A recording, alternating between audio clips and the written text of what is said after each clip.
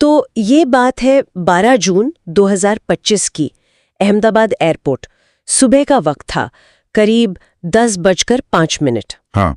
Air India का विमान Boeing 787 dream liner, flight number AI-171। जी, London जा रही थी। हाँ, लंदन के लिए। विमान में 241 लोग सवार थे। विमान ने रनवे से उड़ान भरी और सब कुछ मतलब सामान्य लग रहा था उस वक्त। बिल्कुल, शुरू में तो ऐसे ही लगा होगा। लेकिन फिर टेक ऑफ के मुश्किल से शायद 30 सेकंड ही हुए होंगे। हाँ, बहुत जल्दी। एक जोरदार धमाका हुआ, बहुत जोर का। यात्रियों ने देखा कि विंग के नीचे आग लगी है और विमान बुरी तरह से हिलने लगा, कांपने लगा। हाँ, सोचिए जरा, केबिन के अंदर क्या माहौल रहा होगा। चीख पुकार, अफरा तफरी, ऑक्सीजन मास्क भी नीचे आ गए थे। एक भयानक मंजर। बिल्कुल, किसी बुरे सपने जैसा। तो जांच में क्या पता चला, मतलब हुआ क्या था असल में उस वक्त? देखिए, जांच की जो रिपोर्ट सामने आई वो काफी चौंकाने वाली थी। पता ये चला कि टेक ऑफ के एकदम बाद ही एक इंजन में बहुत गंभीर खराबी आ गई। अच्छा। हाँ, जिसे तकनीकी भाषा में कैटास्ट्रोफिक फेलियर कहते हैं। मतलब इंजन अंदर से बुरी तरह डैमेज हो गया। ओह। और उसका असर वो दूसरे इंजन पर भी पड़ा। वो भी ठीक से काम नहीं कर रहा था। एक साथ 2 इंजन में प्रॉब्लम? हाँ, और सिर्फ इतना ही नहीं, विमान के जो फ्लैप्स होते हैं, पंखों के वो हिस्से जो टेक ऑफ और लैंडिंग में मदद करते हैं, जी, लिफ्ट और स्पीड कंट्रोल के लिए, हाँ बिल्कुल, वो भी ठीक से काम नहीं कर रहे थे। मतलब वो सही पोजीशन में नहीं थे जिस पोजीशन में उन्हें होना चाहिए था। तो मतलब एक साथ इंजन फेलियर और फ्लैप्स की प्रॉब्लम, ये तो बहुत ही अजीब है। ऐसा कम होता होगा? बहुत कम। ये एक साथ कई चीजों का गलत हो जाना था। क्रू ने जाहिर है विमान को वापस एयरपोर्ट पर उतारने की पूरी कोशिश की होगी। हाँ बिल्कुल। लेकिन इंजन की पावर नहीं थी और फ्लैप्स भी साथ नहीं दे रहे थे। तो विमान जरूरी ऊंचाई वो पकड़ ही नहीं सका। नतीजा ये हुआ कि विमान वापस रनवे तक पहुंचने से पहले ही जमीन से टकरा गया और टकराते ही वो एक भयानक आग के गोले में बदल गया। उफ, रोंगटे खड़े कर देने वाली बात है ये। जी।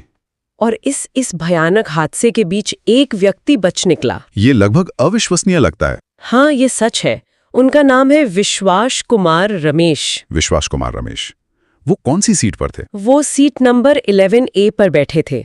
ये सीट इमरजेंसी एग्जिट रो के पास थी। अच्छा, इमरजेंसी एग्जिट के पास। हाँ, तो हुआ ये कि जब विमान जमीन से टकराया और टूटा तो उनके सबसे पास वाला जो इमरजेंसी दरवाजा था वो खुल गया अपने आप। शायद टक्कर के जोर से, और इमरजेंसी स्लाइड जो होती है वो भी खुल गई, तो वो निकल पाए। हाँ, हालांकि वो बुरी तरह घायल थे, चोटें आई थी उन्हें, लेकिन वो किसी तरह उस स्लाइड से बाहर निकलने में कामयाब रहे। कमाल है।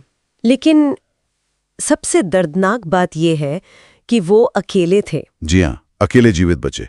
उस विमान में सवार बाकी सभी 240 लोग, 240 जाने? हाँ, उनकी मृत्यु हो गई। और इसमें विश्वास के अपने भाई भी शामिल थे। ओह, ये तो और भी ज्यादा तकलीफदेह है, अपने भाई को उसी हादसे में खो देना जिसमें आप बच गए। बिल्कुल। इस घटना के बाद तो दुनिया भर में इसकी चर्चा हुई होगी, विश्वास का नाम। हाँ बिल्कुल, मीडिया ने उन्हें 11A का चमत्कारी आदमी कहना शुरू कर दिया। The miracle man of 11A। 11A उनकी सीट नंबर। जी। और वो सीट नंबर 11A एक तरह का प्रतीक बन गई। प्रतीक किस तरह का? मतलब उम्मीद का, सुरक्षा का। ऐसी भी खबरें आईं कि लोग खास तौर पर फ्लाइट बुक करते वक्त 11A या उसके आसपास की सीटें मांगने लगे, ये सोचकर के शायद ये सीट ज्यादा सुरक्षित है या भाग्यशाली है। हाँ, कुछ ऐसी धारणा बन गई। लोग अक्सर मुश्किल समय में ऐसे पैटर्न्स या उम्मीद की कोई वजह ढूंढते हैं। ये मानवीय स्वभाव है। लेकिन जहां तक विशेषज्ञों की बात है, एविएशन एक्सपर्ट्स की, वो इसे संयोग ही मानते हैं। सिर्फ संयोग? हाँ, मतलब सही वक्त पर सही जगह होना, दरवाजे का खुल जाना, स्लाइड का काम करना और उनकी खुद की हिम्मत, जिसे किस्मत कह सकते हैं। सीट नंबर का सुरक्षा से कोई सीधा संबंध नहीं होता है। अच्छा। और यह हादसा बोइंग 787 ड्रीमलाइनर के लिए भी एक बड़ा झटका था। हाँ, क्योंकि ड्रीमलाइनर को तो बहुत सेफ माना जाता था। बिल्कुल, तब तक इसका सेफ्टी रिकॉर्ड बहुत अच्छा था। यह इस विमान का पहला घातक हादसा था। इसने उस धारणा को कहीं ना कहीं चुनौती दी। हाँ, ये बात भी सोचने वाली है।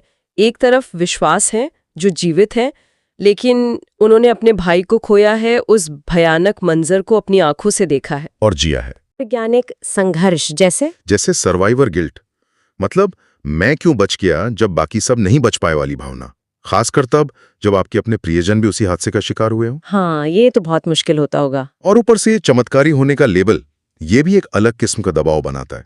लोगों की उम्मीदें, सवाल। तो ये कहानी सिर्फ किस्मत, संयोग या सीट नंबर की नहीं है, ये उससे कहीं ज्यादा गहरी है। सही कहा, ये मानवीय सहनशक्ति की कहानी है, दुख की है, और शायद उन सवालों की भी जो हम नियति या होनी को लेकर पूछते हैं। और ये घटना हमें ये सोचने पर भी मजबूर करती है कि जब हम किसी ऐसी घटना को सीधे सीधे चमत्कार कह देते हैं, तो क्या हम उस व्यक्ति के असल अनुभव की जटिलताओं को, उसके दर्द को, उसके संघर्ष को कहीं अनदेखा तो नहीं कर देते? ये बहुत जरूरी सवाल है, क्योंकि अकेले बच जाने वाले का सफर हाँ, उस हादसे के खत्म होने के बाद भी जारी रहता है, शायद एक ज्यादा मुश्किल शक्ल में। इस पहलू पर विचार करना वाकई जरूरी है।